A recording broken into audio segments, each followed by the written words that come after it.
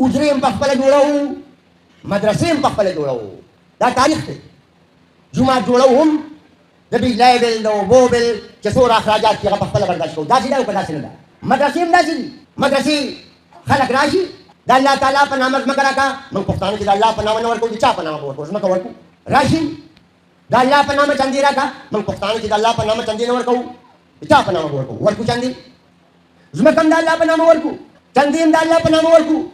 چې مدرسه جوړه شي نو دستې برګه جنډه پرې راته ولګوي او لاړ شي او هغه پارټي ځان له خپل دفتر وګرځوي. دفتر وګورئ که جلسې پکې هم کوي، اجلاسونه پکې هم کوي، چندې زموږ د دین په نامه غواړي او بیا هغه ماشومان جلسو له هم بوځي، هوټ له هم استعمالوي، دفتر له هم استعمالوي.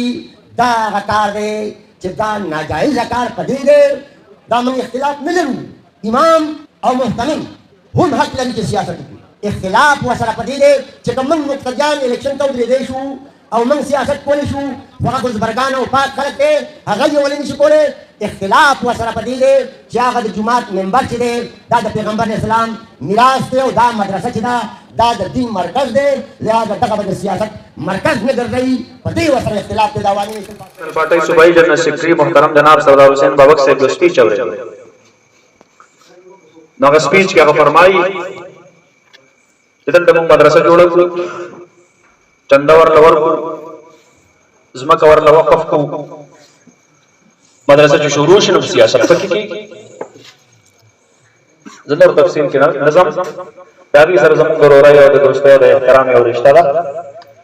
خو د دلیل په بنیاد باندې د تاریخ د یو طالب العلم په حیثیت باندې دغه خپل قدردان مشر ته یو سبق را یادوم او هغه دا چې د پښتنو مشر یوازې د عوامي نېشنل پارټۍ نه، د پښتنو مشر عبدالغفار خان بابا په خپل کتاب کې لیکلي دي، زما ژوند او جدوجهد نومي کتاب دی، چې ما سیاسي فکر د دیوبند د مدرسې د شیخ الهند د صحبت نه حاصل کړی. ستا تحریک چې نن چلیږي دا د دیوبند د مدرسې د سیاست د زده کړې په بنیاد باندې نن تلګیا او په دې قوم کې سیاسي وجود لري.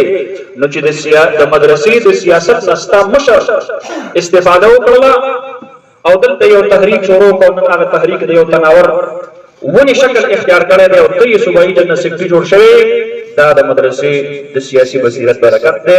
د تاریخ د طالب العلم په حیثیت باندې درته د تاریخ دا یو پاڼه در مخې ته کوم.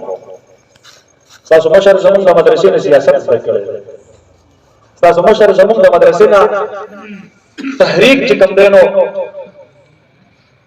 دا راغیستی دی او ستاسو مشر زموږ د مدرسې د تحریک د یو کارکن په حیثیت باندې په دې پوره خطه کې د حضرت شیخ الهند د سپاهي په حیثیت باندې دلته د حریت او د ازادۍ پیغامات خلکو ته ورکړي دي.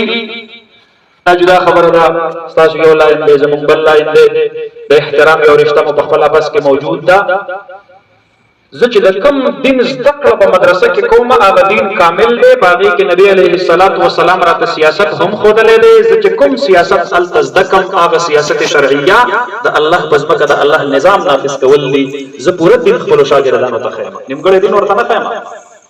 دا ورته نه وایم چې جومات کې د الله منه او جومات نه بهر د خپله خاوره خپل اختیار دی. جومات نه بهر به هم د الله ځمکه او د الله اختیاري او الله کی زمین پر تاسو راته وایي الله کی زمین پر ان الارض لله، ځمکه د الله خپله خبره نشته دی.